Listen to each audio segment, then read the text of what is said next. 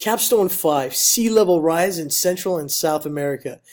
The treat in the Central and South America is connected with the melting of ice glaciers and the increase of sea level near the coast. The problem is that the interannal timescales, changes in ocean dynamics, density, wind can cause substantial sea level variability in some regions, especially in the Pacific, because it is a low-lying area. This is why the government should address the problem and protect the citizens from the changes in the regions located near the ocean.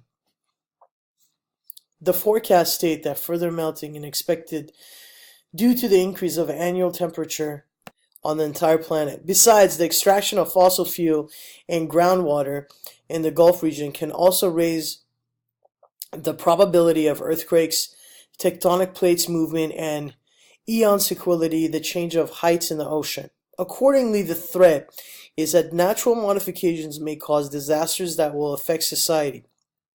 As a result, communities may be damaged by natural disasters and have to leave their home and move to the center of the threat to people, as they may lose their belongings because of unexpected occurrences.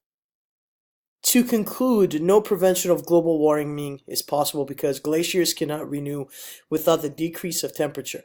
However, the solution of such tendency is to increase the attention to the environment and stop a human activity that harms the planet. People have to change their lifestyle and refuse of some benefits of the civilization, because all glaciers may disappear till the end of the century. This is why people have to regard their activity because of its influence on the environment.